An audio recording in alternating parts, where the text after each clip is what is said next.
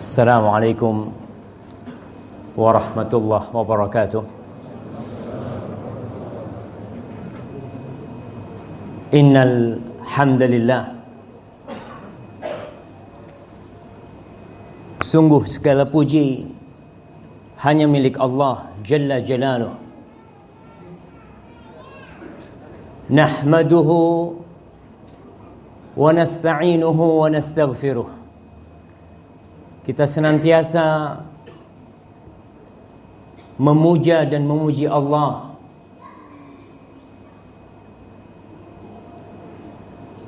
memohon pertolongan hanya kepada Allah, meminta ampun atas segala dosa yang kita lakukan hanya kepada Allah. Karena memang siapakah yang tidak pernah berbuat dosa? Hampir setiap hari kebaikan Allah turun kepada kita.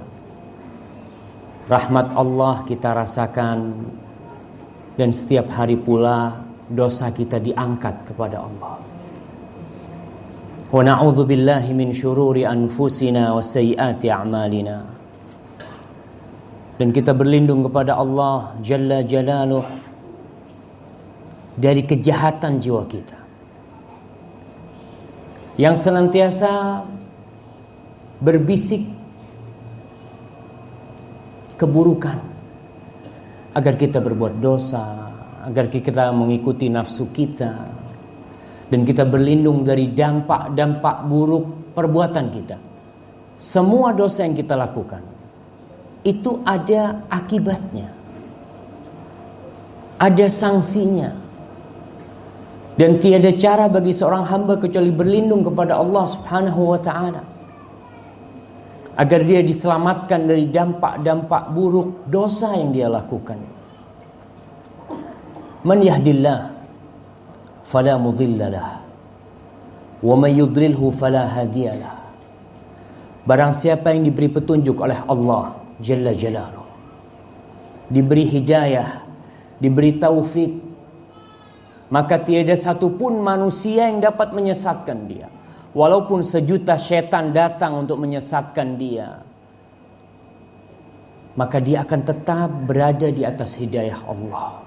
Dan sebaliknya, mereka yang ditentukan tersesat dalam kehidupan ini, walaupun sejuta ustadz didatangkan, tuan guru didatangkan untuk memberikan nasihat kepada dia, maka tiada yang dapat memindahkan dia dari kesesatan kecuali Allah Subhanahu wa ta'ala. Wa ashhadu an la ilaha illallah wahdahu la syarikalah, wa ashhadu anna Muhammadan abduhu wa rasuluh, salawatu rabbi wa salamuhu alaihi wa ala alihi wa ashabihi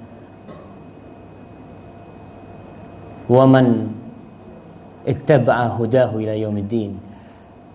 Amma ba'd. Sebelum kita mulai ini, suaranya terdengar enggak? Kayaknya enggak terdengar sama yang sana.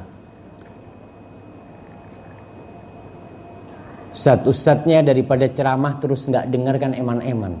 Mana panitianya nih?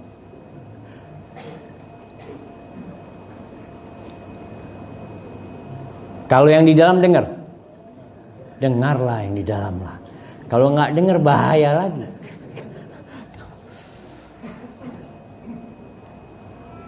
Jadi memang suaranya udah seperti ini, atau bisa ditambah lagi?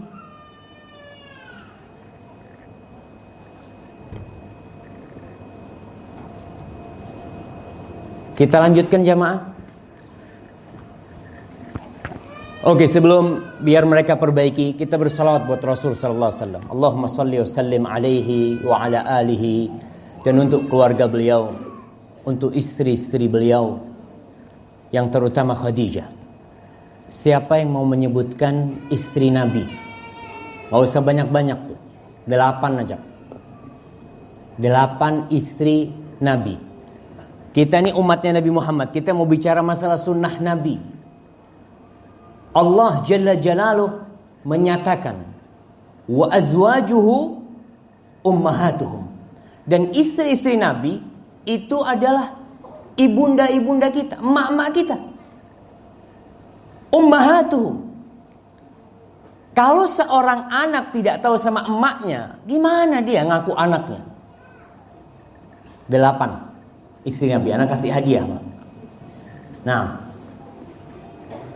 masa nggak ada lah?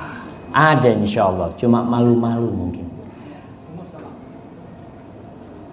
7 Ummu Salamah, Safiyah, Maimunah, Khadijah, Aisyah. Satu yang jawab, jangan semuanya. Hadiahnya cuma 1. Hafsah. Jangan dikasih tahu. Gimana? Kasih hadiah jemaah. Siapa lagi? Zainab. Hah? Nah, barakallahu fikum. Fadhal. Kita kasih hadiah ma. Pak cik kita nih. Barakallahu fikum. Wa fikum wa barak. Hayyakumullah. Jadi kalau doa itu jangan pakai insya Allah. Kalau barakallahu fikum, jangan barakallahu fikum insya Allah. Nggak boleh. Kan kemarin kita udah bicara doa. Jadi Allah itu nggak perlu kita ngomong Allahumma gfirli in syi'ta, ya Allah ampuni aku kalau engkau mau. Nggak perlu. Kita ngomong Allahumma gfirli, kita minta.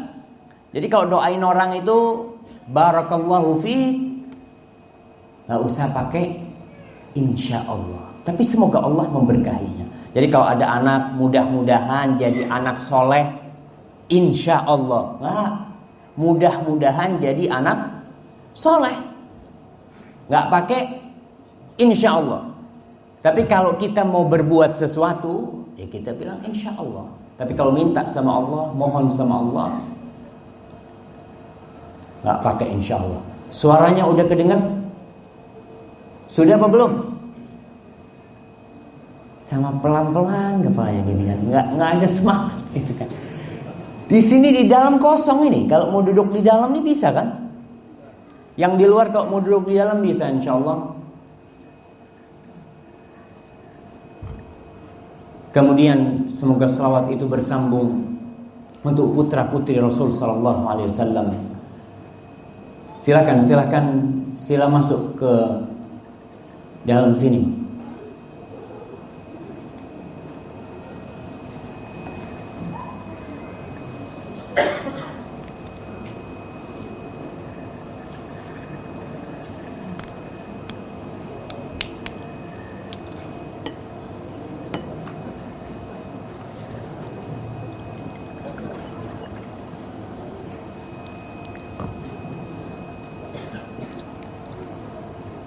Nah,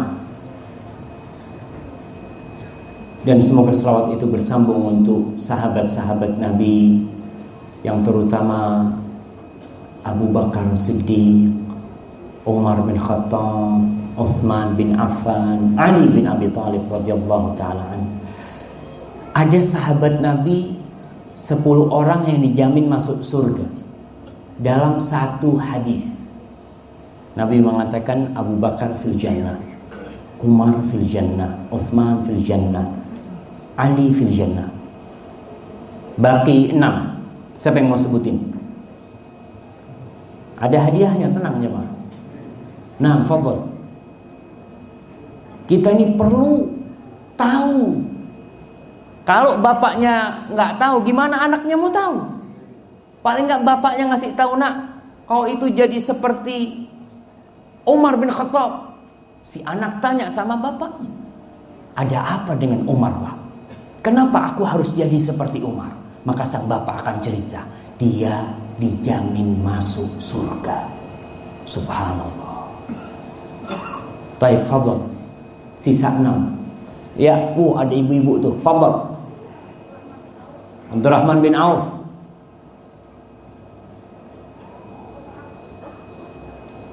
Siapa? Talha bin Ubaidillah. Terus?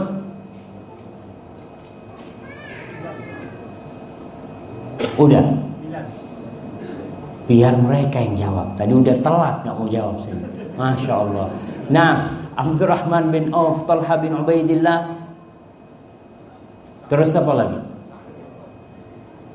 Kayaknya yang ibu-ibu dipindah. Ya, yang pakai baju warna biru tuh. Nah, fadhal.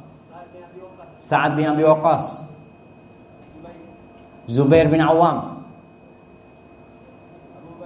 Abu Ubaidah Amir bin Jarrah. Udah Talha bin Ubaidillah, Sa'id bin Zaid. Jadi hadiahnya setengahan sampai urusan. Nah, fadhal. Anda tinggal di sini. Amma ba'd. Tajuk kita. Jadi kalau bahasa Melayunya judul itu apa? Tajuk ya. Tajuk kita hari ini adalah betapa indahnya bila hidup beriring sunnah Nabi Muhammad SAW. Ma'asyiral muslimin, kita bisa bayangkan betapa indahnya bila kita bisa hidup bersama Rasulullah SAW. Kita bisa melihat tuh wahyu-wahyu Allah turun. Kita bisa hadir sholat di belakang Rasulullah SAW. Yang jadi imamnya Nabi Muhammad SAW. Yang penceramahnya Muhammad SAW.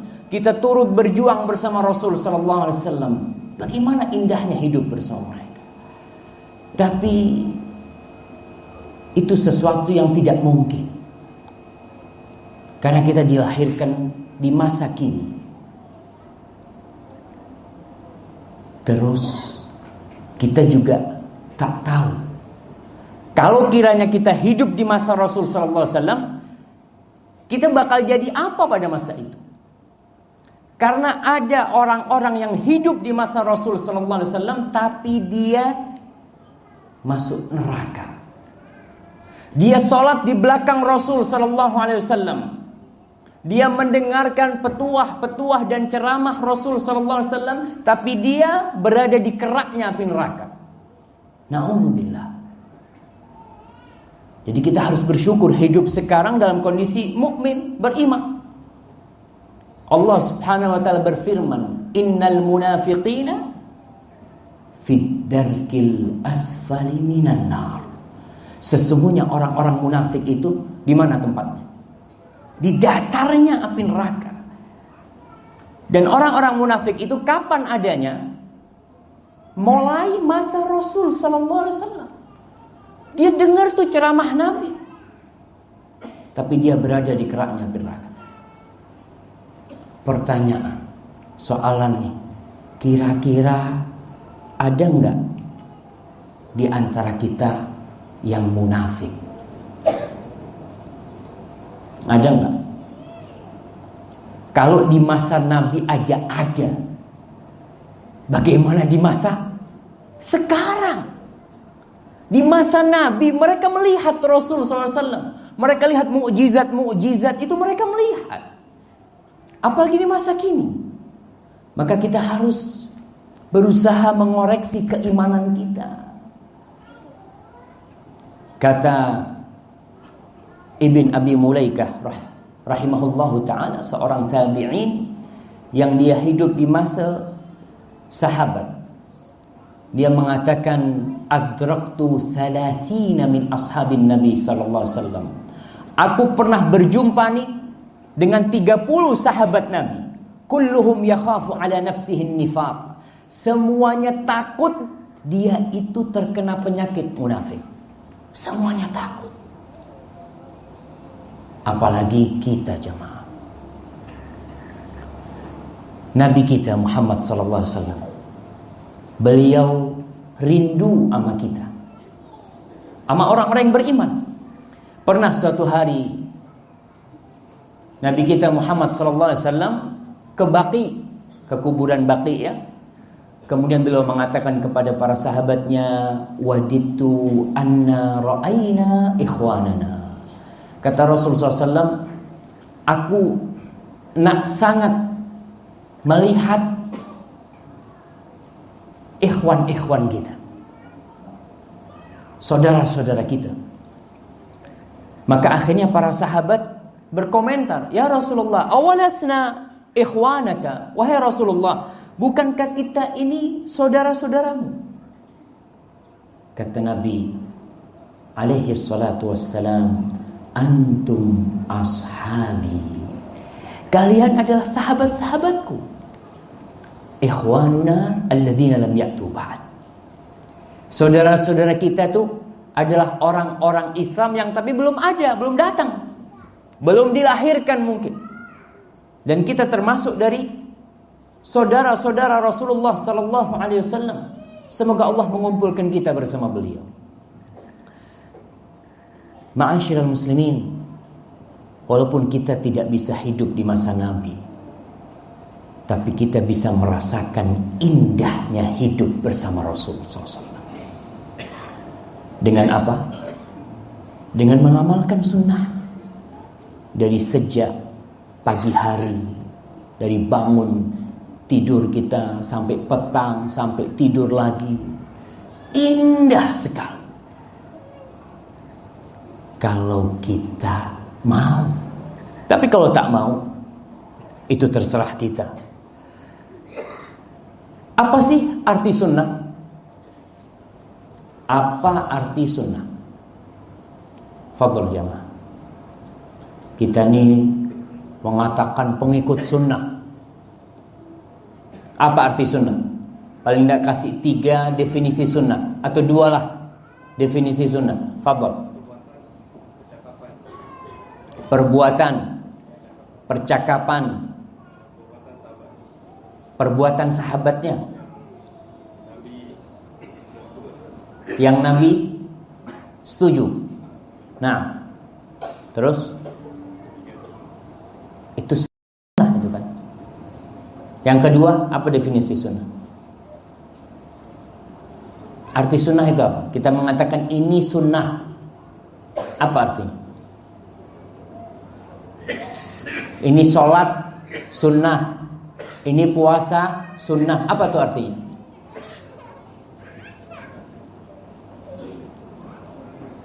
Perbuatan kita kasih hadiah, nggak apa-apa lah. Fadhol. Barakallahu fikum. Barakallahu fikum. Nah, biasanya orang mengatakan sunnah itu tadi yang dikatakan perbuatan Nabi, perkataan beliau, sifat beliau, akhlak beliau, kemudian persetujuan ikrar Nabi Muhammad SAW, itu sunnah. Definisi kedua, sunnah itu adalah amalan yang kalau dilakukan dapat pahala, kalau ditinggalkan tak apa-apa. Gitu. Kalau mengatakan ini amalan sunnah, ya sunnah, kan cuma sunnah kata dia. Diamalkan dapat pahala, tidak diamalkan tak apa-apa. Definisi ini kurang tepat, dan itu definisi ulama-ulama fikih yang mengatakan ma yuthabu fa'iluhu wa la yu'aqabu tarikuhu. Orang yang kalau mengamalkan dapat pahala, kalau meninggalkan tak apa-apa. Definisi ini perlu disempurnakan. Para ulama mengatakan sunnah itu adalah amalan yang kalau kita lakukan dapat pahala, kalau ditinggalkan merugi. Rugi kita. Contohlah, sholat di masjid. Sebagian orang mengatakan sholat di masjid kan sunnah. Kita bicarakan sama dia, kita cakap sama dia, kalau kau buka kedai di depan rumahmu, tiap hari dapat untung bahasa Melayunya apa? Untung. Dapat untung tuh $1.000. Tiap hari buka kedai di depan rumah dapat untung $1.000. Kalau kau bukan buka kedai di pasar, kau dapat keuntungan tiap hari $27.000. Kira-kira dia mau buka kedai di mana? Di pasar lah. Karena dia mengatakan orang yang buka kedai di rumah itu nggak bener tuh. Masa dia tinggalkan 27.000? 27.000 dia nggak mau? Rugi seharusnya. Dan kita pun ketika meninggalkan sunnah itu rugi. Seharusnya kita dapat keuntungan, gak dapat keuntungan. Padahal kita hidup di dunia ini mencari keuntungan. Orang sekarang lah, umpamanya dia masuk kerja dari pagi, dari jam 8 sampai jam 5, jam 6 sore. Untuk cari apa? Cari gaji lah, cari uang, cari keuntungan. Kalau gak untung dia gak bakal masuk kerja. Maka kita akan melihat apa saja faedah yang kita dapatkan kalau kita ngamalin sunnah. Supaya kita ini ketika beramal semangat, penuh ambisi. Kenapa kau suka sunnah? Karena banyak faedahnya. Faedah yang pertama, dicintai Allah Subhanahu wa ta'ala. Mencapai tingkat derajat dicintai oleh Allah Subhanahu wa ta'ala. Rasul sallallahu alaihi wasallam mengatakan, qala Allah ta'ala, Nabi berkata, Allah berfirman. Apa artinya hadis ini? Hadis qudsi. Apa kata Rasul SAW? Inna Allaha, qala kata Rasul SAW, man adali waliyan faqad adantuhu bil harb. Barang siapa yang memusuhi kekasihku. Wali, kita sering dengar tuh ucapan waliullah, fulan waliullah, fulan waliullah. Siapa tuh waliullah? Kita akan tahu dari hadis ini. Man adali waliyan, barang siapa yang memusuhi kekasihku, faqad adzantuhu bil harbi, aku mengumumkan perang dengan dia. Subhanallah. Jadi kalau ada orang di Indonesia itu ada istilah namanya kualat. Kualat itu kalau kita mengganggu orang soleh, bakal balik tuh, bakal kena kita nih. Apa bahasa sininya? Apa? Tualat. Ana minum dulu lah, bismillah.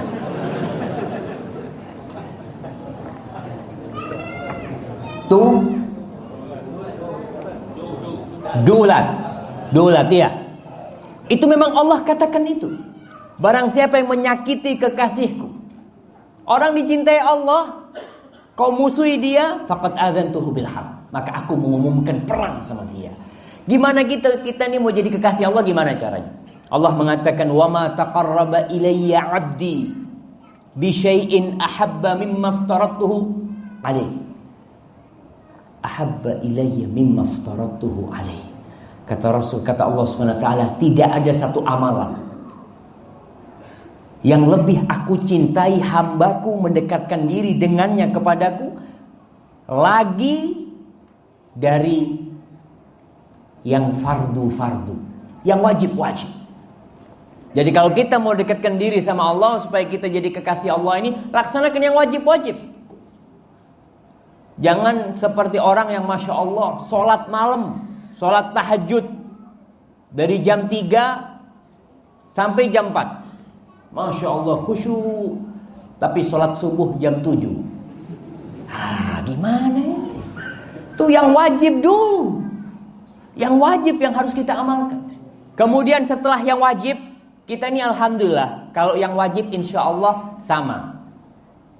Sholat 5 waktu, puasa Ramadan, kedudukannya sama. Karena wajib-wajib aja. Tapi ada orang yang kedudukannya lebih tinggi. Gimana caranya? Allah mengatakan, wa ma yazalu 'abdi yataqarrabu ilayya bin nawafil hatta uhibbah. Dan hambaku ini terus dia mendekatkan dirinya kepadaku dengan nawafil, dengan yang sunnah-sunnah. Salat qobliyah, ba'diyah, ya. Dia bersedekah sunnah, dia puasa sunnah.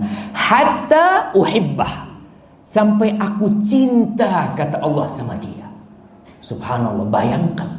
Kalau Rabbul Alamin, kita nih kalau dicintai sama raja cinta sama kita, gimana perasaan kita? Wah, aman. kita kemana-mana tak kena saman. Iya, karena kita ada tinggal telepon selesai, gitu kan. Subhanallah.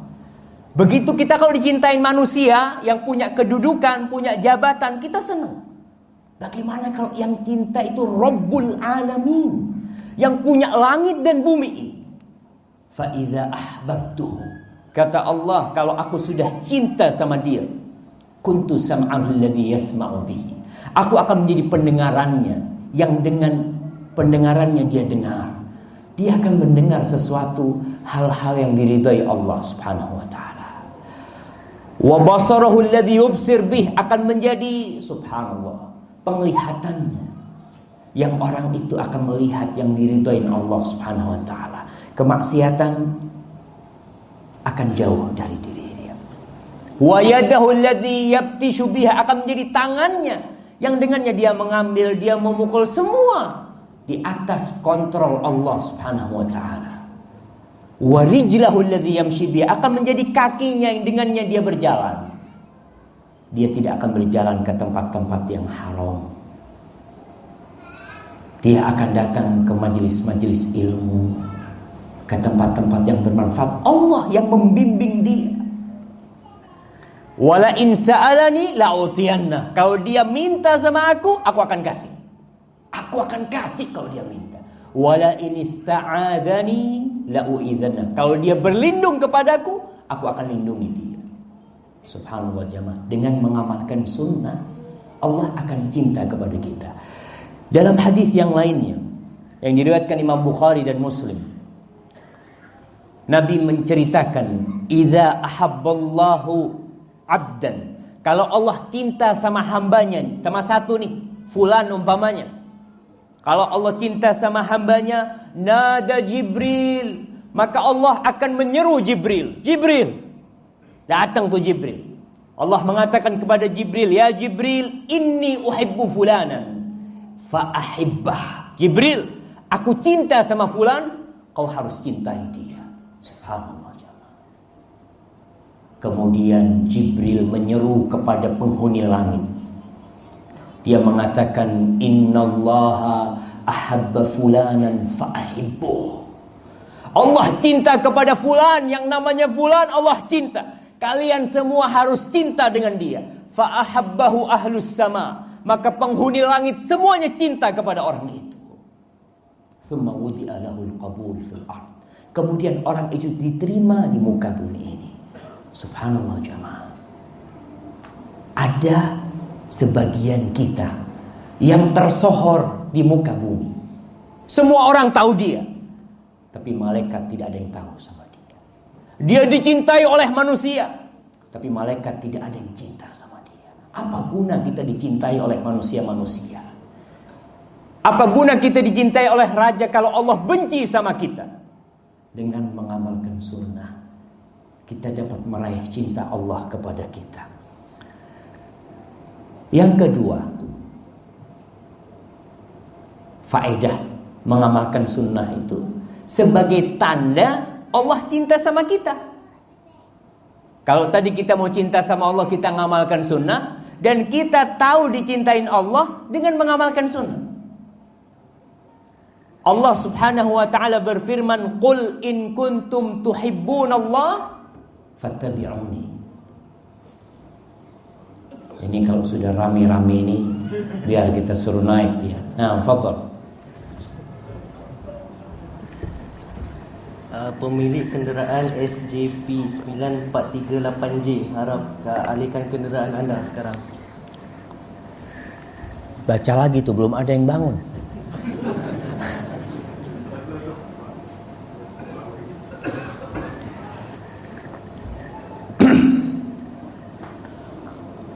Allah Jalla Jalal mengatakan, suaranya terdengar enggak ke belakang? Mengatakan, alhamdulillah. Qul in kuntum tuhibbunallah. Banyak orang mengaku-ngaku cinta sama Allah. Aku ini cinta sama Allah. Qul in kuntum tuhibbunallah. Kalau benar kau cinta sama Allah, fattabi'uni. Buktinya tuh ikuti aku, kata Nabi alaihi salatu wassalam. Jadi kalau orang-orang yang dicintain Allah itu buktinya apa? Dia mengikuti sunnah Nabi. Baru tuh jadi waliullah. Kalau ada waliullah, orang mengaku sebagai waliullah, tapi dia benci sama sunnah Nabi, nggak benar. Karena bukti bahwa Allah cinta sama engkau, bukti kalau engkau adalah waliullah adalah mengikuti Rasul sallallahu alaihi wasallam. Yuhibbukumullah wa yaghfir lakum dzunubakum. Maka Allah akan cinta kepadamu kalau kau ikutin sunnah. Imam Syafi'i pernah ditanya, gimana menurut engkau orang yang bisa terbang, orang yang bisa berjalan tuh di atas air, apa dia itu waliullah? Kata dia, hatta a'ridhu amalahu alal kitab wa sunnah. Aku tidak akan mengatakan dia waliullah sampai aku lihat apakah amalannya sesuai dengan Al-Quran dan Sunnah. Baru aku bisa katakan dia waliullah. Karena nggak banyak ya, di Indonesia itu ada beberapa orang yang mengaku waliullah tidak sholat. Tak sholat. Kata dia, ana sholatnya di Mekah. Subhanallah. Dia sholat zuhur di Mekah. Di Indonesia jam 12, di Mekah jam berapa? Jam 8. Masa dia sholat zuhur di Mekah jam 8 gitu kan? Ada orang-orang mengaku waliullah gak sholat, jauh dari sunnah. Amalan-amalan sunnah dia benci. Bahkan melihat orang melakukan sunnah dia gak suka. Ya, kita punya pegangan bahwa orang yang dicintai Allah itu mengikuti sunnah Rasul sallallahu alaihi wasallam. Yuhibbukumullah wa yaghfir lakum dzunubakum. Kata Hasan Al-Basri radhiyallahu taala anhu wa rahimahullah, kana alamatu hubbihim iyyah ittiba'u sunnati Rasulih sallallahu alaihi wasallam. Bukti kecintaan mereka kepada Allah adalah dengan mengikuti sunnahnya Rasulullah sallallahu alaihi wasallam. Jadi udah kita punya ukuran. Kalau kau mengamalkan sunnah, insya Allah dicintai sama Allah Subhanahu wa taala. Yang ketiga faedah sunnah nih, melengkapi kekurangan di ibadah yang wajib. Kita sholat, habis sholat baca apa? Baca alhamdulillah apa astaghfirullah? Astaghfirullah, astaghfirullah. Habis sholat, bukan habis berbuat dosa. Kok astaghfirullah? Ya memang kita nggak tahu apa sholat kita sempurna tadi. Ada sebagian orang yang sholatnya nggak dapat pahala kecuali cuma setengah, separuh. Ada yang nggak dapat apa-apa, cuma dia gugur kewajiban. Rasul sallallahu alaihi wasallam bersabda, inna awwala ma yuhasabun nasu bihi yaumal qiyamah min a'malihim as-shalah. Amalan yang akan pertama kali dihisab, dihitung tuh pada hari kiamat adalah salat. Yaqulu rabbuna jalla wa azza limalaikatihi. Allah azza wa jalla berkata kepada malaikatnya, wa huwa a'lam, dan Allah tahu dengan jumlah amalan hamba-Nya. Allah tahu dengan amalan kita, tapi Allah ingin menunjukkan keadilannya kepada kita. Allah berkata kepada malaikatnya, unzur fi salati abdi atammaha am naqasaha. Lihat di salat hambaku, apakah salatnya sempurna atau kurang. Allah perintahkan kepada malaikatnya untuk melihat. Maka ditimbang tuh salatnya, dilihat salatnya. Fa in kanat tamatan kutibat lahu tama. Kalau sempurna ditulis sempurna. Kalau kurang salatnya, qala anzuru hal li 'abdi min nawafil.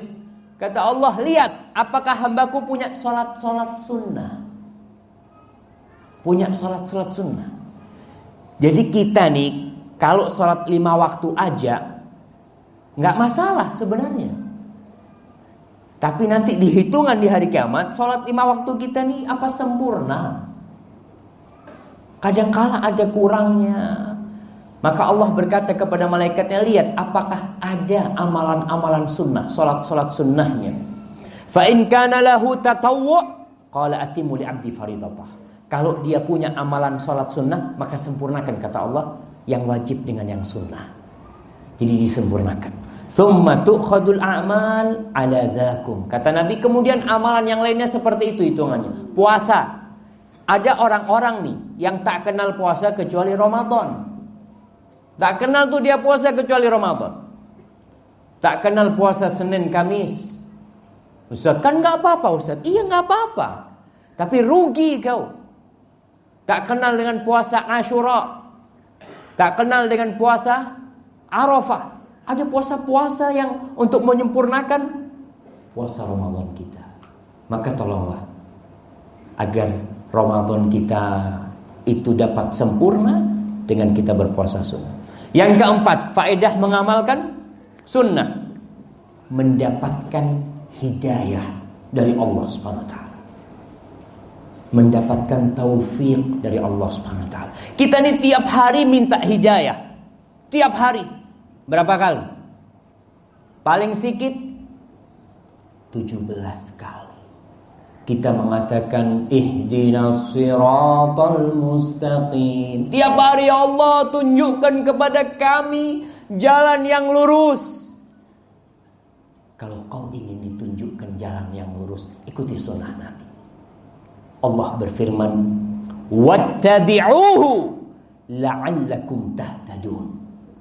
Kalian ikuti Muhammad tuh agar kalian mendapatkan hidayah. Kalau ingin dapat hidayah, maka ikutin Rasul sallallahu alaihi wasallam. Di surat Al-A'raf ayat 158. Yang kelima, faedah sunnah. Terhindar dari kehancuran. Terhindar dari pertikaian, kegaduhan yang terjadi di antara umat Islam. Kita lihat ya, banyak sekali kelompok-kelompok dalam Islam ini. Apa penyebabnya terjadi kelompok-kelompok itu? Karena mereka jauh dari sunnah. Jadi sunnah ini seperti mata air. Kita nih kalau mau ambil air yang bersih di mana? Di mata air. Tapi kalau udah di sungai-sungai kecil itu udah banyak orang lempar sampah, udah airnya keruh. Dengan sunnah kita akan mendapatkan air yang jernih, yang bersih. Allah Subhanahu wa taala berfirman, "Falyahdharil ladzina yukhalifuna an amri an tusibahum fitnatun aw yusibahum adzabun alim."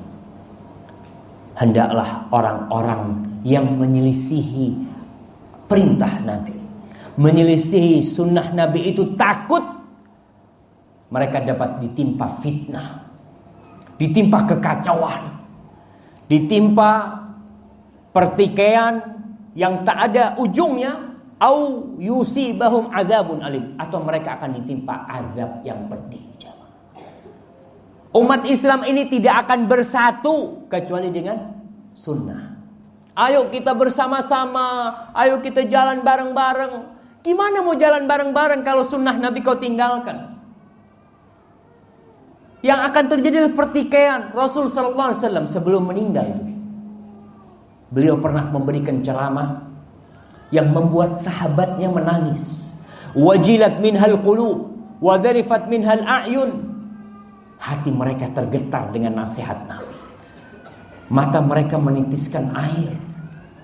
Kemudian para sahabat minta kepada Nabi, "Ausina ya Rasulullah, berikan wasiat kepada kami, ka'annaha wasiyatu muwaddi'." Seakan-akan wasiat yang kau sampaikan ini wasiat orang yang hendak berpisah, orang yang akan terakhir kali berjumpa. Di antara wasiat Nabi, beliau mengatakan, fa innahu man ya'ish minkum ba'di fasayara ikhtilafan katsira. Sesungguhnya yang hidup setelah aku, kata Nabi, yang hidup setelah Nabi akan melihat pertikaian yang banyak, khilaf yang banyak. Maka solusinya apa? Maka Nabi mengatakan, fa'alaikum bisunnati wa sunnatil khulafa'ir rasyidin al-mahdiyyin min ba'di 'addu 'alaiha bin nawajid wa iyyakum wa muhdatsatil umur fa inna kulla muhdatsatin bid'ah. Kata Rasul sallallahu alaihi wasallam, kalian akan melihat pertikaian yang banyak, perselisihan yang banyak. Ini katakan boleh, ini katakan nggak boleh, ini katakan bid'ah, ini katakan sunnah. Banyak pertikaian tuh. Gimana solusinya? Kalian ikuti sunnahku, kata Nabi. Dan sunnah khalifah-khalifah yang mendapatkan petunjuk setelah aku. Addu alaiha bin nawajib. Gigit tuh dengan gigi rahan kita nih. Pegang. Kalau ingin selamat, pegang. Dan orang yang berpegang dengan sunnah Nabi itu, berpegang dengan agama Allah yang benar, seperti berpegang kalqabidi alal jamr, seperti berpegang bara api. Susah. Siapa yang kuat pegang bara api? Maka Nabi mengatakan gigit tuh. Wa iyyakum muhdatsatum. Hati-hati dengan urusan perkara-perkara, pasal-pasal yang baru, hati-hati. Yang baru-baru yang tidak diajarkan oleh Nabi itu adalah disebut bid'ah. Maka hati-hati. Subhanallah. Dengan kita mengikuti sunnah Nabi, pertikaian akan semakin sedikit. Ada kelompok, nggak tahu di sini, yang menyebut dirinya Qur'aniyun, pengikut Quran, nggak mau sama sunnah. Subhanallah. Kalau kau tak mau sama sunnah, gimana kau sholat zuhur? Berapa rakaat sholat zuhur? Dari mana kita tahu sholat zuhur 4 rakaat? Dari sunnah, nggak ada di Quran tuh. Kita mau balik tuh Quran dari awal sampai akhir, kita akan mendapatkan sholat zuhur 4 rakaat, asar 4 rakaat, maghrib 3 rakaat, isya 4 rakaat. Dari mana? Dari sunnah Rasul sallallahu alaihi wasallam. Dan Nabi mengatakan, "Shallu kama ra'aitumuni usolli." Salatlah kalian seperti kalian melihat aku salat. Yang keenam, faedah mengamalkan sunnah. Terhindar dari bid'ah. Kalau kita nih mengamalkan sunnah Nabi, tak ada waktu buat bid'ah. Tak ada waktu. Seperti gelas.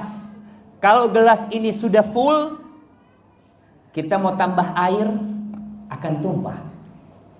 Jadi kalau hari-hari kita, masa-masa kita, semuanya kita isi dengan sunnah, tak ada waktu untuk bid'ah. Karena semuanya sudah diamalkan sunnah Rasul sallallahu alaihi wasallam. Nggak ada waktu kosong.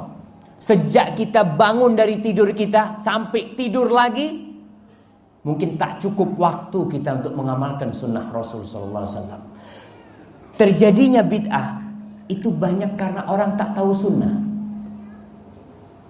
Maka kita ketika berdakwah, kita harus sampaikan sunnah. Orang kalau sudah tahu sunnah, bid'ah akan ditinggalkan. Oh, ternyata yang sunnah seperti ini, dia akan amalkan. Karena pada hakikatnya fitrah kita tuh cinta sama sunnah. Cinta sama sunnah. Mana ada orang yang benci sama sunnah? Diragukan keimanannya. Tapi dia tak tahu, tak kenal dia dengan sunnah Rasul SAW. Kita wajib untuk mengenalkan dia. Yang ketujuh, faedah mengamalkan sunnah itu mengagungkan syiar-syiar Allah. Azan, iqamatus shalah, itu termasuk syiar-syiar Allah. Yang kedelapan, dengan mengamalkan sunnah nih, kita pada hakikatnya mencontoh manusia yang paling sempurna, yang pernah menginjakkan kakinya di muka bumi ini. Semua insan itu punya kecenderungan mencontoh, baik yang anak-anak atau yang bapak-bapak. Kita lihat anak-anak kita, dia tak kalah suka dengan pemain bola, dia akan beli bajunya tuh. Umpamanya siapa pemain bola yang terkenal? Siapa jemaah? Oh, nggak ada yang tahu, saat kita nggak kenal. Masya Allah. Siapa jemaah? Bener nggak ada yang kenal di sini, Masya Allah ya. Ini orang-orang sunnah semua, kita nggak kenal. Oke, Ronaldo lah. Ronaldo. Si anak akan bilang, "Pak, beliin kaos nomor berapa?" Nomor 1, nomor 7. Dia pakai itu. Ketika dia main bola, itu mungkin setannya Ronaldo masuk sama dia. Wah, dia. Karena apa? Dia ingin seperti Ronaldo. Manusia itu ingin mencontoh. Ibu-ibu lah. Lihat tetangganya beli kereta baru. Dia ngomong tuh sama suaminya, "Bang, tuh tetangga beli kereta baru tuh. Kapan kita beli?" Dia ada keinginan untuk mencontoh. Maka Allah yang menciptakan kita tahu dengan kebutuhan kita, keperluan kita dengan contoh itu. Allah memberikan contoh yang tak ada kurangnya. Allah berfirman, "Laqad kana lakum fi Rasulillah uswatun hasanah liman kana yarjullaha wal yawmal akhirah wa dzakarallaha katsira." Sesungguhnya telah ada suri tauladan yang baik di diri siapa? Di diri ustadz, di diri kiai, di diri tuan guru, di diri Rasulullah SAW. Kita memerlukan contoh. Kita ingin mencontoh gimana tidurnya Nabi, gimana jalannya Nabi. Subhanallah. Tapi itu tidak untuk semua orang. Itu hanya untuk orang-orang spesial. Liman kana yarjullah wal yawmal akhir wa dzakarallaha katsira. Ada 3 sifat. Yang pertama, dia mengharapkan pertemuan dengan Allah. Yang kedua, dia beriman dengan adanya hari kiamat. Dia tahu dunia bakal dia tinggalkan semuanya. Dan yang ketiga, dia suka berzikir. Karena ada orang-orang, subhanallah, ada seorang pemuda ditanya waktu itu. Jadi ketika muda-muda tuh ada seminar. Setelah seminar semua saling tanya, "Gimana fulan pendapatmu?" gitu ya. Ada satu yang bertanya kepada teman kita waktu itu. Dia berjenggot waktu itu. Dia tanya, "Ana mau tanya sama fulan, kenapa ente berjenggot? Kenapa kok pasang jenggot?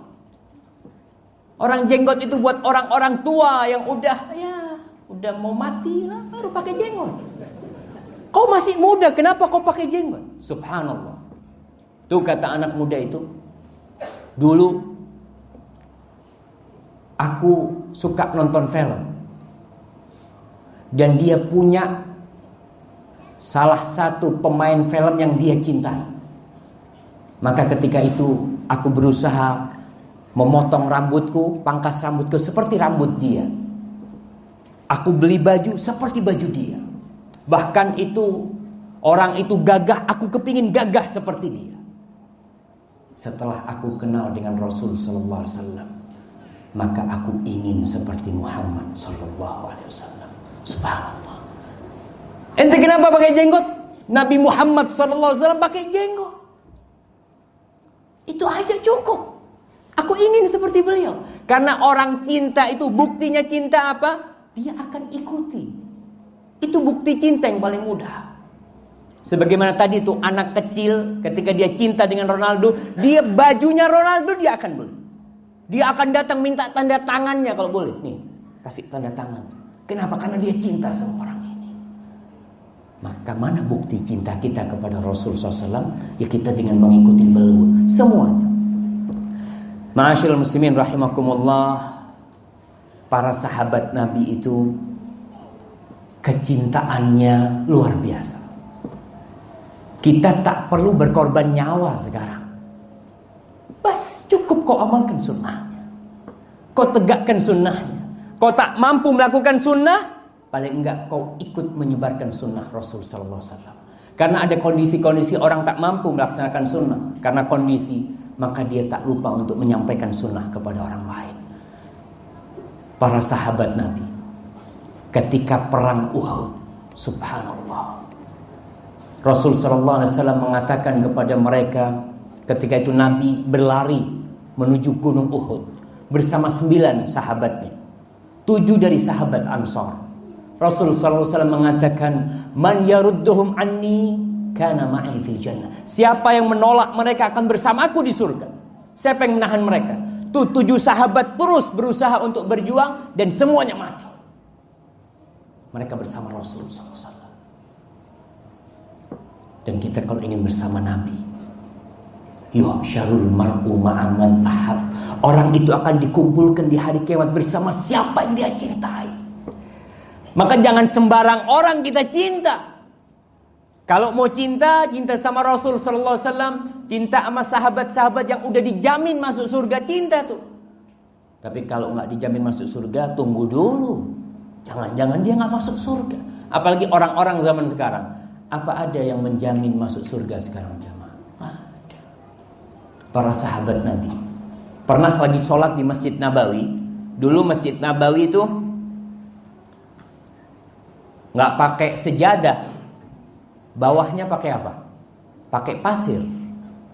Jadi mereka sholatnya pakai sendal. Sendal jemaah. Kayaknya di sini nggak ada sendal, ada yang slipper. Maaf tahu lah. Itu mereka sholat pakai sendal. Nabi pakai sendal jadi imam. Tengah-tengah sholat Nabi lempar sandalnya. Itu semua sahabat yang di masjid pada ngelempar sandal. Subhanallah, subhanallah. Itu mereka cinta sama Rasul sallallahu alaihi wasallam. Mereka lempar sandal. Selesai sholat, Nabi tanya, "Kalian kenapa lempar sandal kalian?" Kata dia, "Ra'aina." Kita melihat engkau Rasulullah. Kita melihat engkau melempar sandal, kita lempar semuanya. Subhanallah ya. Orang nggak ngurus. Terkadang kita ini kalau mengamalkan sunnah, itu sunnah Nabi. Tapi kenapa kok Nabi mengamalkan itu? Pakai kenapa? Why? Sahabat nggak ada why, lempar semuanya sandalnya. Subhanallah. Karena mereka udah cinta. Nabi mengatakan, tadi Jibril datang kepadaku memberitahu bahwasanya di sandalku ada kotoran, ada najis. Maka aku buang. Kalian kalau mau sholat, masuk masjid, tolong dilihat dulu sandalnya. Jadi sholat kalau kotor bersihkan baru ke masjid. Pakai sandal. Kita sholat di masjid Raudhah boleh pakai sandal jemaah. Ustaz kan sunnah sholat pakai sandal. Ya lihat dulu pakai tanah lah. Kalau sekarang kotor semua tuh karpet sama sejadah itu. Maka kita harus lihat-lihat. Kalau kita umpamanya sholat itu tak harus di masjid. Tapi kalau kita di kampung, kita sholat ke masjid. Terkadang kita dalam perjalanan, safar umpamanya, kita ke Indonesia, kita ke Malaysia, umpamanya ke Johor lah. Pas masuk waktu sholat, apa kita harus cari masjid? Nggak harus cari masjid, berhenti tuh, mobilnya berhentiin, keretanya. Bismillah, sama keluarga yuk, qomat, Allahu Akbar, Allahu Akbar, sholat tuh. Pakai sandalnya nggak apa-apa, harus pakai sejadah sholat itu. Tak harus pakai sejadah. Tapi kita biasa bawa sejadah, nggak tahu di sini. Orang Indonesia biasanya kalau sholat mesti bawa sejadah. Dulu nggak ada yang bawa sejadah tuh. Di pinggir jalan ya sholat. Allahu Akbar, subhanallah, itu sunnah Nabi. Bayangkan ya, bagaimana syiar Allah ini akan nampak ketika sepanjang jalan kita lihat orang sholat. Sana umpamanya 500 meter ada satu keluarga, Allahu Akbar, sholat pas masuk waktu zuhur. Di depannya lagi kita lihat orang sholat, Masya Allah. Itu benar-benar sunnah Nabi. Tapi kalau kita di kampung kita ya sholat di masjid lah. Tapi itu dalam perjalanan kita boleh pakai sandal, gak harus pakai sejadah juga.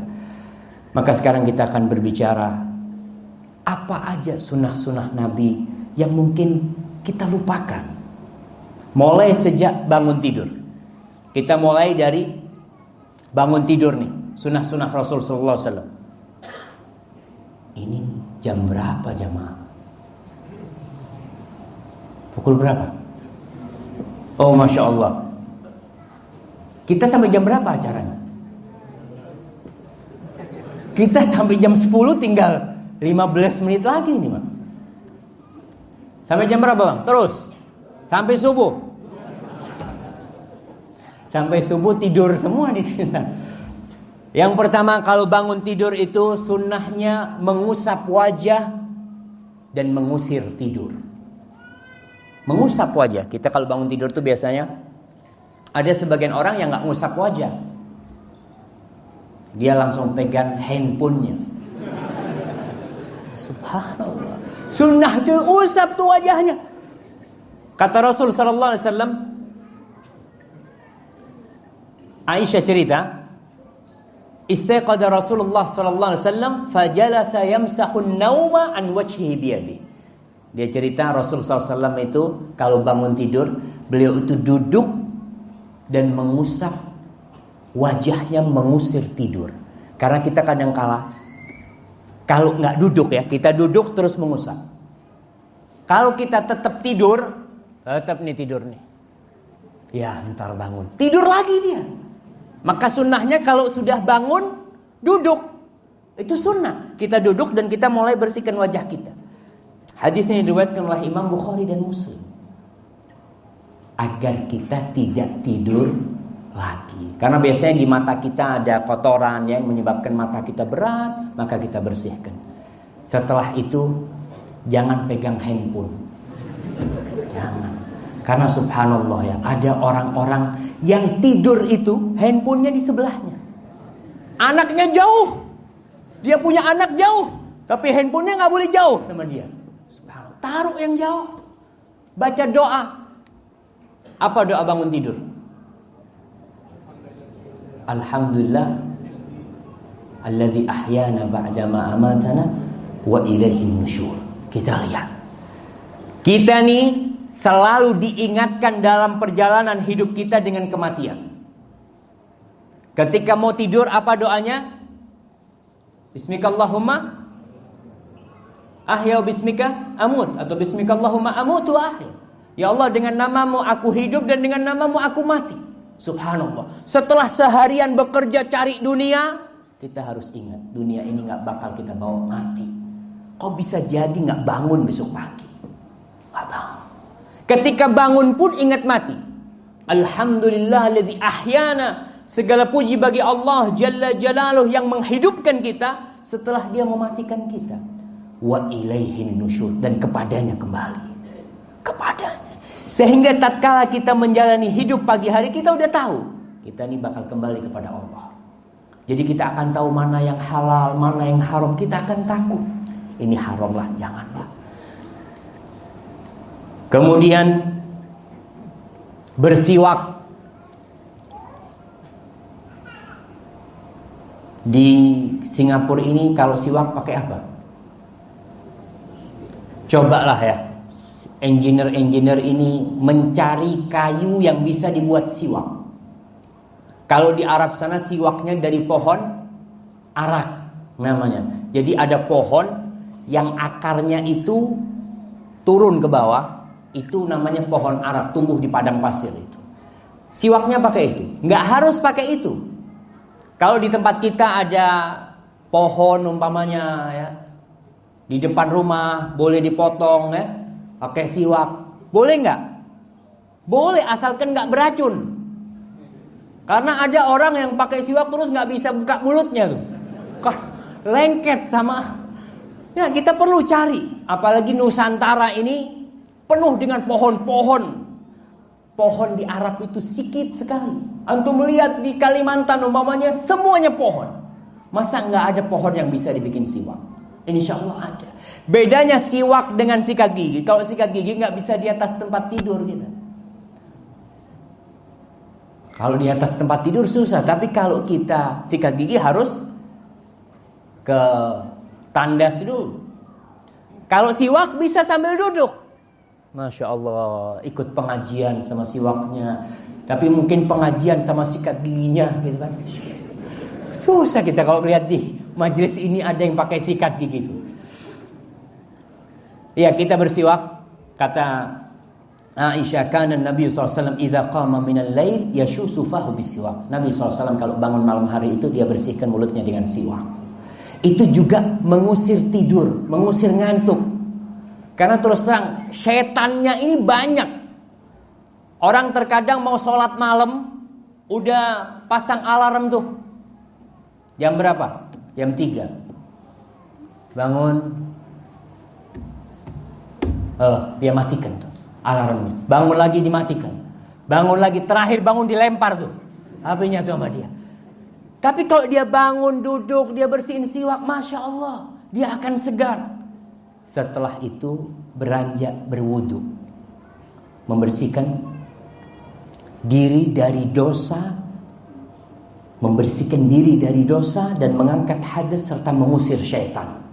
Tuh, faedahnya wudu itu membersihkan diri dari dosa. Jadi ketika kita mengusap wajah kita, itu pada hakikatnya kita mengusap dosa-dosa yang ada di mata kita.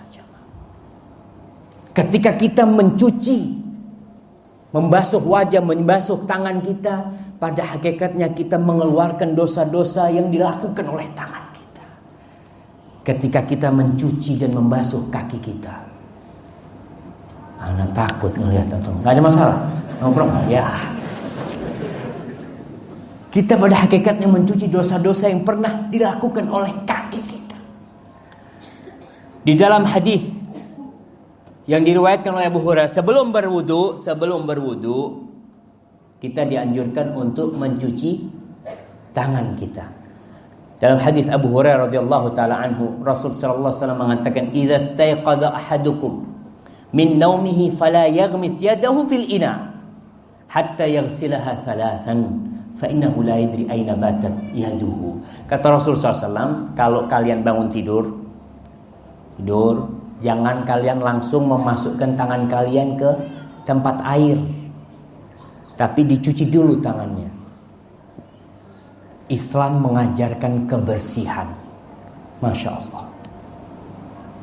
Kenapa kita disuruh cuci tangan? Nabi mengatakan, kalian gak tahu di malam hari itu tangan kalian di mana. Kita kalau lagi tidur tangan kemana-mana kan gak tahu. Maka ketika kita mau wudu, jangan langsung kumur-kumur. Kita mungkin habis pegang ya tempat-tempat yang kotor. Subhanallah. Ana ingat seorang syekh di kampus di Madinah cerita. Dia membaca di sebuah kitab. Saya lupa. Ketika hadis ini disampaikan, ada seorang dari jamaah yang hadir mengatakan, "Ana a'rifu aina batat yadi." Aku tahu di mana tanganku bermalam.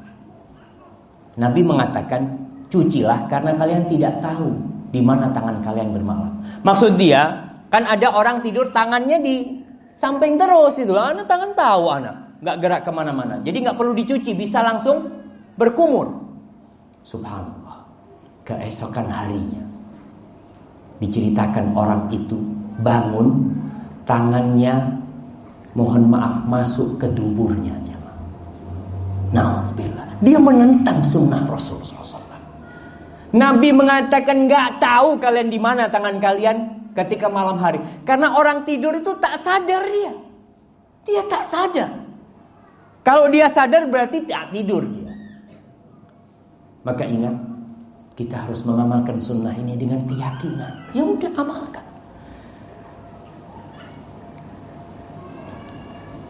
Ketika kita tidur, setan itu bermalam di hidung kita.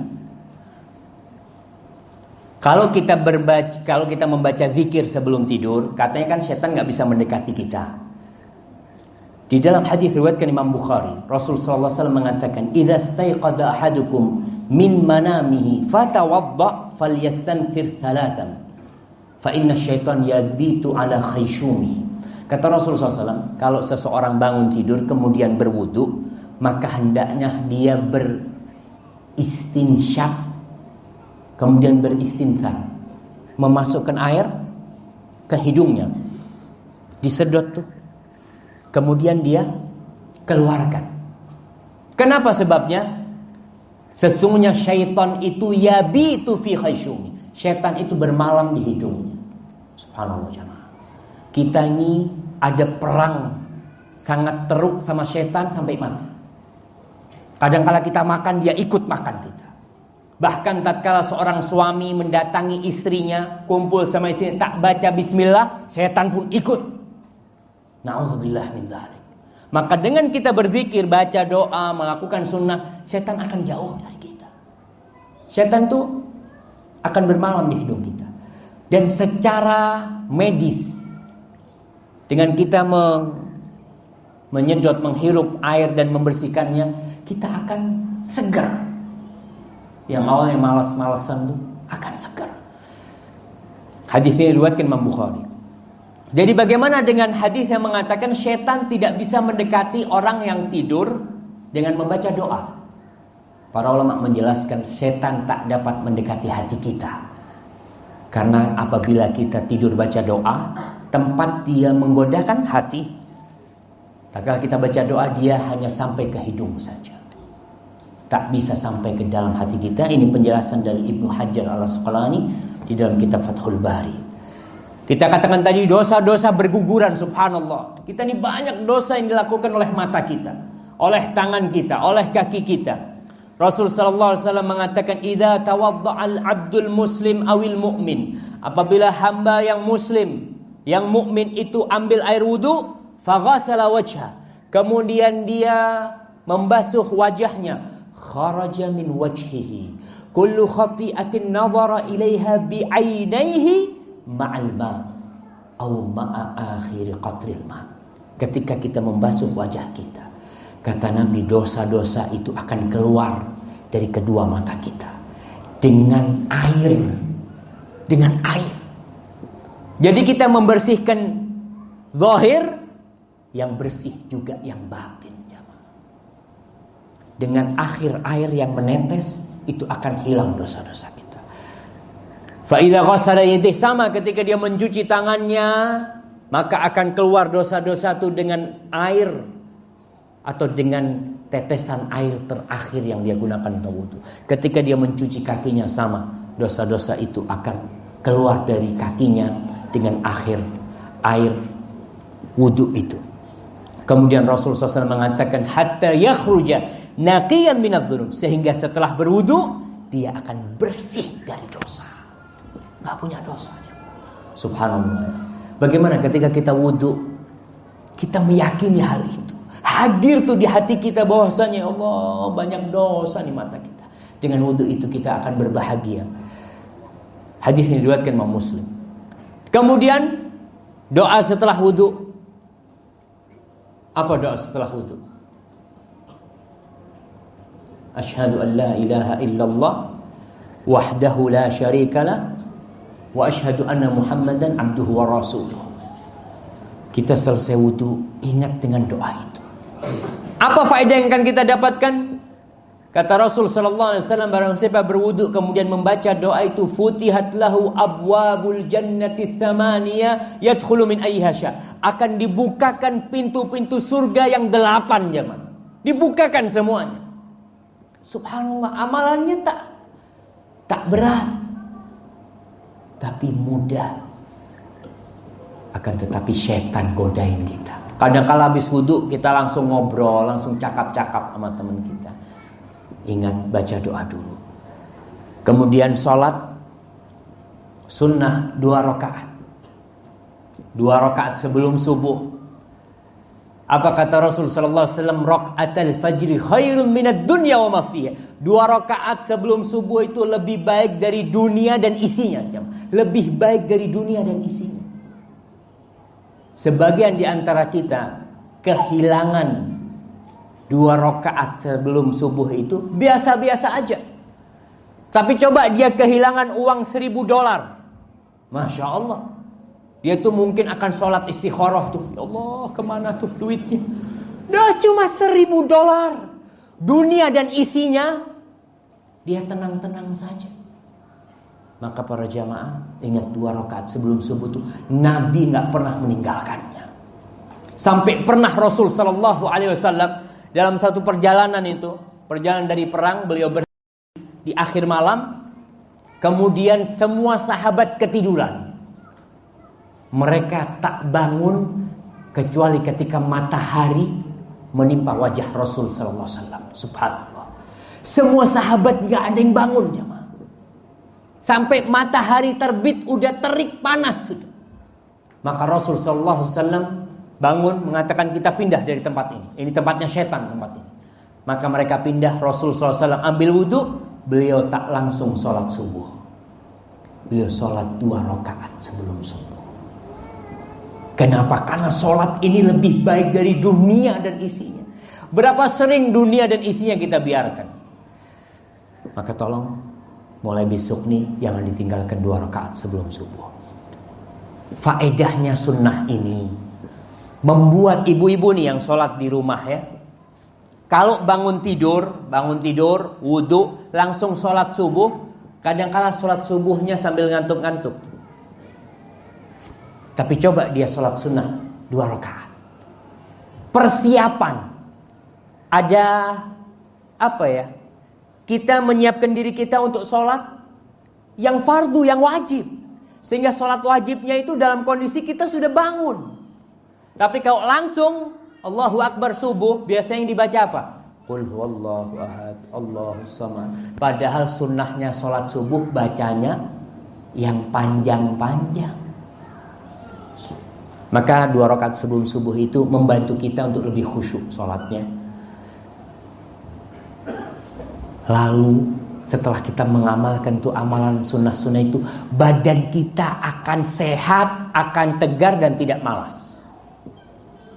Dalam hadis yang diriwayatkan oleh Abu Hurairah radhiyallahu taala anhu, Nabi SAW mengatakan, yaqidu syaitan ala qafiyati ra'si ahadikum idza nama 3 uqad. Ketika kalian tidur tuh, setan tuh akan mengikat 3 buhul-buhul di tengkuk kepala kita, di belakang kepala kita ini. Kullu uqdatin yadribu makanaha 'alaika lailun tawil. Setan itu juga melakukan sihir. Ketika dia ikat tuh di belakang kepala kita, dia mengatakan, bagi engkau malam yang panjang. 3 kali dia katakan itu. Fa idza staiqadha fa in dzakarallah in halal uqdah. Kalau dia bangun dari tidurnya, kemudian dia berzikir, ingat, subhanallah, bangun tidur langsung zikir, alhamdulillahilladzi ahyana, baca doa itu. Maka 1 buhul ikatan sihir itu akan terlepas. Fa in tawaddaa in halat uqdah. Kalau dia ambil wudu, maka akan ada 1 buhul yang terlepas lagi. Yang ketiga, wa in shalla in halat uqdah. Kalau dia salat, ketiga buhul itu akan terlepas. Fa asbaha nasyitan thayyiban nafs. Maka dia akan bangun nasyid, semangat dia untuk bekerja. Dan jiwanya baik. Wa in lam yaf'al asbaha khabithan nafsi kasran. Tapi kalau dia tidak melakukan 3 hal itu, maka dia akan bangun jiwanya jelek dan malas. Kita lihat orang-orang yang bangun subuh itu, Masya Allah, semangat-semangat. Ibu-ibu kalau bangun subuh itu, pekerjaan rumah bisa selesai. Tapi biasanya ada ibu-ibu yang tak sholat karena datang bulan. Bangun tuh males dia.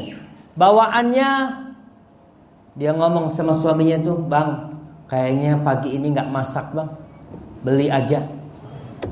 Karena memang ada godaan dia di situ. Dan kita lihat orang-orang yang tak sholat subuh berangkat kerja pun kondisinya dalam jiwa yang buruk. Maka ingat faedah sunnah ini, kita bukan hanya faedah akhirat, kita dapat faedah dunia jemaah. Kita akan semangat. Kemudian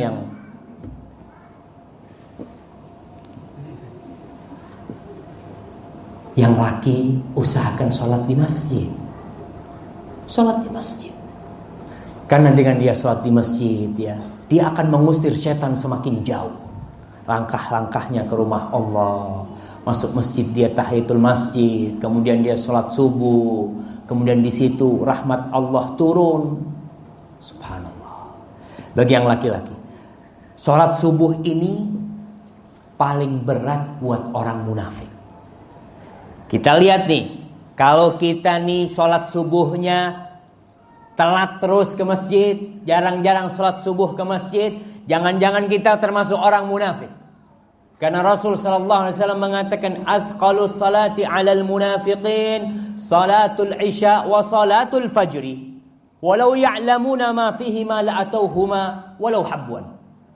Kata Rasul sallallahu alaihi wasallam, salat yang paling berat tuh buat orang munafik adalah salat isya dan salat subuh. Andai kata mereka tahu pahala yang Allah berikan di salat isya dan subuh itu di masjid, pasti mereka akan datang walaupun merangkak jamaah. Ginilah, umpamanya ini ada orang sakit, ya, tak bisa jalan. Mungkin di belakang sono tuh, di luar sana. Kemudian anak kasih taruh duit di sini. Berapa jemaah? $10.000. Kita taruh sini. Ente mau ambil nih? Dia nggak bisa jalan. Apa yang akan dia lakukan? Dia akan merangkak. Kata dia, apa? Anak merangkak apa tuh? 10.000 tuh. Gaji berapa bulan tuh? Dia akan merangkak. Begitu pula dengan pahala sholat subuh dan isya. Kalau tahu pahala di masjid sholat subuh dan isya, kita akan datang walaupun merangkak, kata Nabi. Hadis riwayat Bukhari dan Muslim ini. Orang-orang munafik dulu, kenapa berat sholat isya sama subuh? Karena sholatnya orang munafik itu untuk riya. Allah mengatakan, innal munafiqina yukhadi'una Allaha wa huwa khadi'uhum wa idza qamu ila sholati qamu kusala yura'una an-nas wa la yadhkuruna Allah illa qalila. Orang munafik tuh kalau salat malas-malasan dia. Dan dia yura'una an-nas, riya dia. Ketika isya dan subuh dulu tak ada lampu. Masuk masjid pun kita tak tahu dengan siapa yang salat di sebelah kita. Sedangkan orang munafik salat supaya dilihat orang. Dia ngomong kalau anak salat enggak ada yang tahu, buat apa? Tapi kalau sholat duhur, kita keluar dari rumah, banyak orang yang nampak tuh. Kita ke masjid, sholat asar, banyak orang yang nampak. Masya Allah. Maghrib pun masih nampak. Tapi isya sama subuh, kalau sekarang mungkin ada lampu. Tapi kan orang pada di rumah semuanya. Saya sempat ke Indonesia, ke sebuah pulau yang tak ada listrik. Ada listrik, ada lampu itu cuma jam 5 sore hari sampai jam 10 malam. Setelah itu tak ada. Kita bangun subuh, subhanallah, tak ada cahaya sama sekali. Keluar dari rumah tuh takut kita. Waktu itu saya terpikir, subhanallah, orang-orang munafik pantas gak mau ke masjid, karena dia gak ada yang ngelihat. Dan dia pun sholat bukan karena Allah subhanahu wa ta'ala. Kemudian doa ke masjid, ya. Ketika gelap gulita, kita sholat itu cahaya. Apa doanya kalau ke masjid? Allahumma ij'al fi qalbi nura wa fi sam'i nura. Ustaz nggak bisa bahasa Arab, pakai bahasa Melayu. Karena ada orang-orang yang sudah tak bisa menghafal bahasa Melayu. Ya Allah, berikan cahaya kepadaku di telingaku, di wajahku, di penglihatanku, di atas, di samping, di kanan dan kiri. Ya Allah, jadikan aku cahaya. Ya Allah, jadikan cahaya di tulang-tulangku. Ya Allah, minta. Sehingga orang kalau ke masjid baca doa, sholatnya itu insya Allah khusyuk. Karena dia udah ada prepare, ya, persiapan dia mau sholat. Ya Allah, aku mau sholat. Dia masuk masjid, baca doa masuk masjid. Bismillah wassalatu wassalamu ala rasulillah. Allahumma gfirli dhunubi waftahli abwaaba rahmatik. Kemudian dia mendekat ke shaf awal. Tatkala dia Allahu Akbar, tuh hatinya sudah nyatu. Maka baca doa ketika kita masuk masjid. Kemudian yang terakhir, karena udah terlalu malam jemaah. Soalnya kalau kita bicara sunnah nih, sunnah ini perlu kita bicara 24 jam. Jadi muhadharahnya ya 24 jam paling tidak lah. Kalau ke masjid jangan pulang dahulu, tapi duduk di masjid, berzikir sampai matahari terbit. Kira-kira berapa menit? 1 jam? Anggap 1 jam, 1 jam setengah lah. Dapat apa kita? Kata Rasul sallallahu alaihi wasallam, "Man shallal ghadata fil jama'ah, thumma qa'ada yadhkurullah hatta tatlu' asy-syams, thumma shalla rak'atain, kanat lahu ka'ajri hajjatin wa umratin tamatin tamah." Subhanallah. Hadis riwayat Tirmidzi dan hadis ini sahih. Barang siapa yang sholat subuh di masjid berjamaah, kemudian dia duduk di masjid berzikir. Ingat, duduk di masjid berzikir, bukan buka HP. Karena ada orang nunggu matahari terbit tapi dia mainan HP-nya. Dia lihat berita, ya, dia tulis WhatsApp atau apa, nggak dapat tuh pahalanya. Syaratnya yadhkurullah, berzikir kepada Allah, baca Quran, tafadhal, mau zikir, baca salawat, apa aja. Hatta tatlu asyams, sampai matahari terbit. Lalu dia tunggu, karena waktu matahari terbit kita nggak boleh langsung sholat. Kita tunggu sampai 10 menit kira-kira atau 15 menit, kemudian sholat 2 rakaat. Dapat pahala apa? Dapat pahala haji dan umroh yang sempurna, yang sempurna, yang sempurna. Subhanallah. Allah benar-benar Rahmanir Rahim. Tak semua orang bisa berangkat haji, tak semua orang bisa berangkat umroh, tapi semua orang bisa dapat pahala umroh dan haji di sini di Singapura. Tak harus berangkat dia ke Mekah, tahu dia tak mampu. Tapi di sini dia dapat pahala haji dan umroh. Caranya apa? Mudah. Antum tinggal kalau mungkin hari kerja kita tak bisa, hari akhir pekan. Banyak liburnya hari apa kita di sini? Hari Sabtu sama Ahad umpamanya. Ya udah Sabtu sama Ahad nggak turun dari masjid, berzikir. Sekarang ini tadi saya dengar di Singapura yang mau haji, kalau register sekarang baru berangkat haji 2040 jamaah. Benar. Berapa tahun? Kalau sekarang umurnya 50 tahun, nanti tuh berangkat haji udah kakek-kakek itu, udah pakai tongkat mungkin. Maka sebelum berangkat, cari pahala haji sekarang. Semasa kita di sini, semasa masih sehat. Terkadang jamaah, kita ini malas. Kalau bos kita, tuan kita di jabatan kita umpamanya mengatakan, besok kau masuk jam 5 pagi ya, aku tambahin gajimu $1.000. Insya Allah jam 5 dia langsung ada di office. Karena $1.000 jam 5. Karena kita memang materialitis, matre ya, yang dilihat cuma duit. Ini pahala umroh. Gimana dengan ibu-ibu? Ibu-ibu kan tidak dianjurkan sholat berjamaah di masjid. Kalau dia ke masjid, dia juga duduk, insya Allah dia dapat pahala umroh. Tapi dia tidak dianjurkan sholat di masjid. Ibu-ibu dianjurkan sholat di rumahnya. Apa Ustadz kalau seorang wanita sholat di musolanya di rumah, kemudian dia duduk berzikir sampai matahari terbit, kemudian dia sholat 2 rakaat dapat pahala haji dan umrah? Syekh bin Baz rahimahullahu ta'ala mengatakan insya Allah dia akan dapat juga. Karena memang syariatnya wanita sholat bukan di masjid. Wanita dianjurkan sholat di rumah. Adapun Syekh Utsaimin mengatakan wallahu a'lam bishawab, kata Syekh, tapi dia berada di atas kebaikan yang banyak sekali. Maka ibu-ibu pun bilang sama suaminya, anak kalau hari libur, anak tak akan masak sebentar, anak mau berzikir. Duduk ya, bukan dengan goreng-goreng, subhanallah, nggak masuk. Itu yang duduk di tempatnya, tempat sholatnya. Wallahu a'lam bishawab jamaah. Masih banyak sebenarnya yang harus kita bicarakan tentang sunnah ini. Ketika keluar rumah, baca doa keluar rumah ya.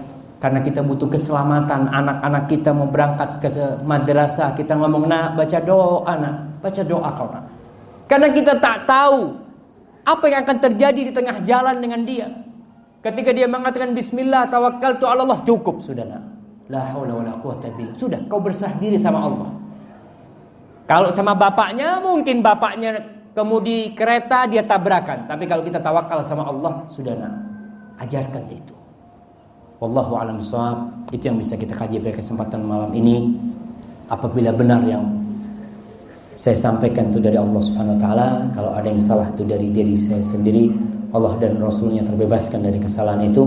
Wassallallahu ala nabiyina Muhammad wa ala alihi washabbihi wasallam. Kayaknya hari ini tak ada pertanyaan jamaah. Pertanyaannya besok pagi insyaallah. Soalan-soalan. Gimana Ustaz? Mana Ustaz Qamarul?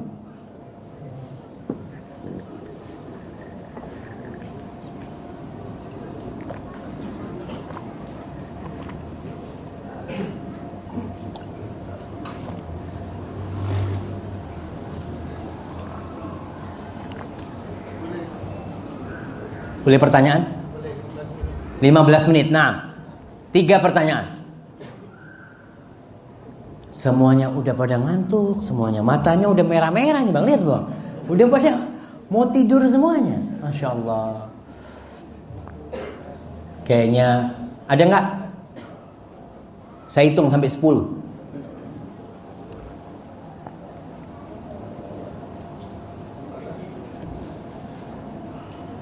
Alhamdulillah. Oh, itu ada ibu-ibu Bang.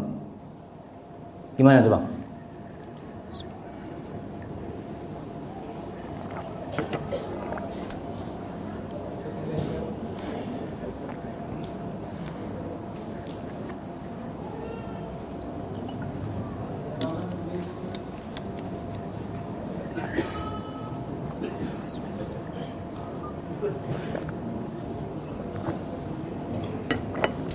Ya, kita tutup majelis ini. Nah, tafadhal. Jika kita sedang subuh di rumah, bolehkah kita jika kita ingat terbit matahari tak pergi masjid, jadi kita di rumah. Nah, iya, ada pertanyaan. Bagaimana kalau seorang lelaki sholat subuh tak di masjid? Dia sholat di rumahnya. Apa kalau dia duduk berzikir sampai matahari terbit, dia akan dapat pahala haji dan umroh? Gitu pertanyaannya. Rasulullah SAW mengatakan, man shallal ghadata fi jamaah, yang sholat subuh berjamaah di masjid. Kemudian dia duduk di tempat sholatnya. Jadi kalau sholat di rumah tak dapat. Karena memang sholat di rumah kan lelaki disuruh datang ke masjid dia. Tapi dia berada di atas kebaikan, maksudnya yang dia amalkan baik gitu loh. Tapi pahala umroh dan haji dia tak dapat karena hadisnya sholat berjamaah di rumah Allah Subhanahu wa taala. Wallahu a'lam bishawab.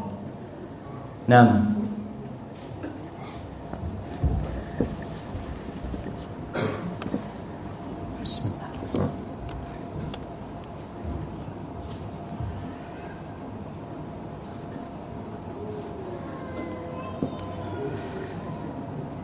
Assalamualaikum. Waalaikumsalam warahmatullahi.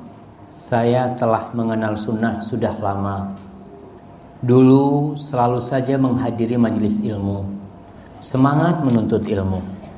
Namun sekarang sudah jarang sekali hadiri majelis ilmu dan tidak lagi semangat. Hati terasa jauh dan takut jika jauh dari agama Allah. Mohon nasihat Ustadz untuk lebih bersemangat dalam mendalami sunnah. Subhanallah jamaah.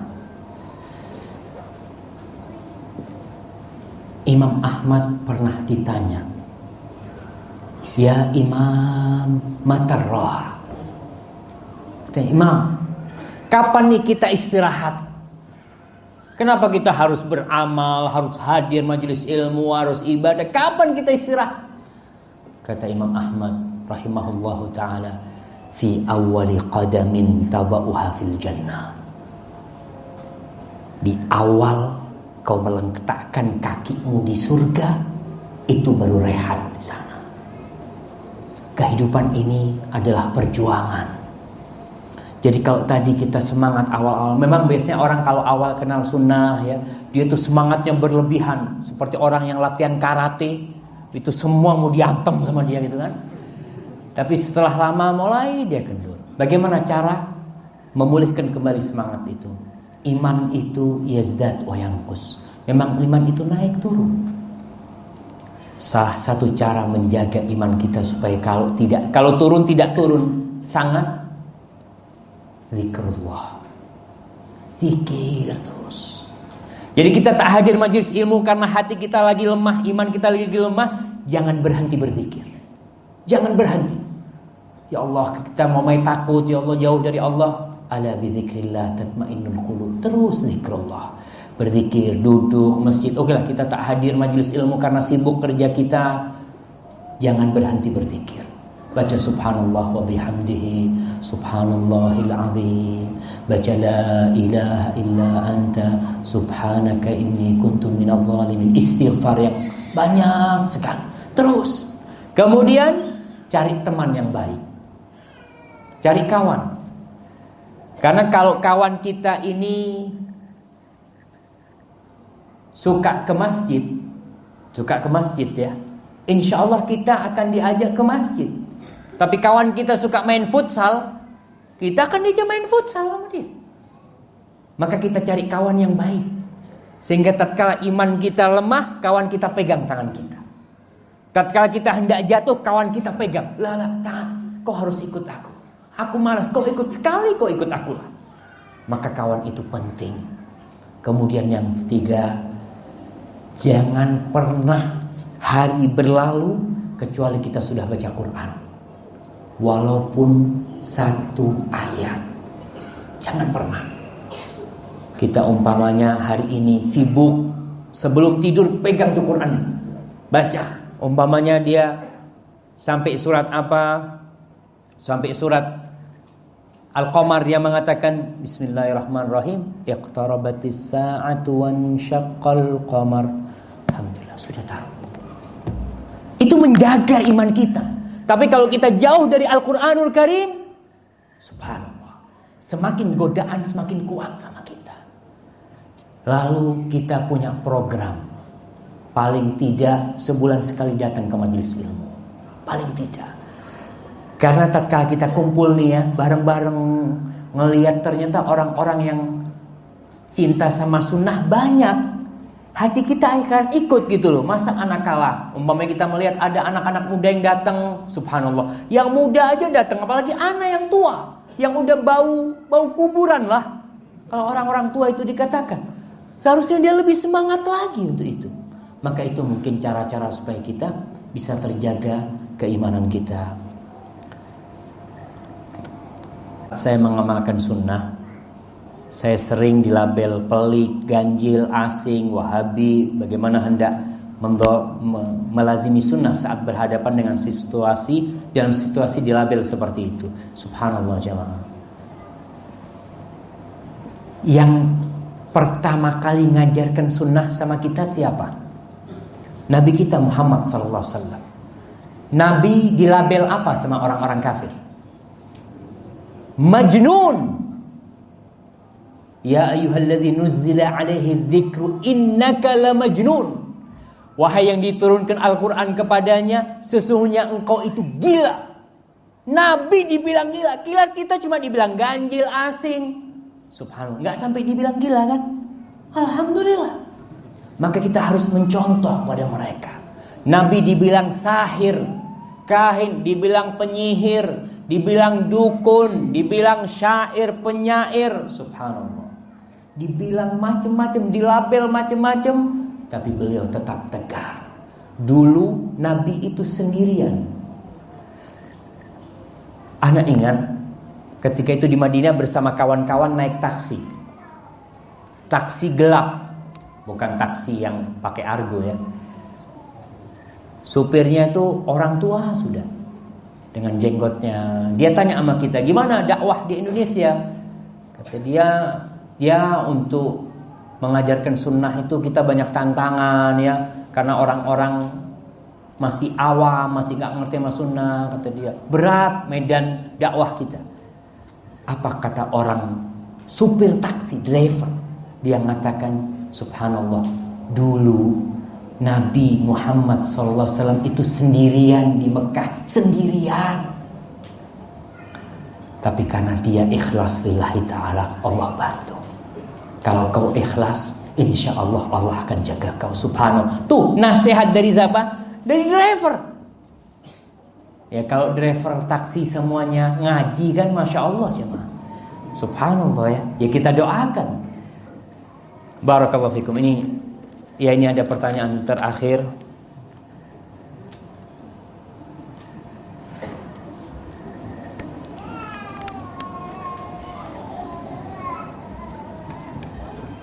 Nah, barakallahu fikum. Ustaz, ana mau tanya bagaimana dengan puasa sunnah yang jatuh pada hari Ahad?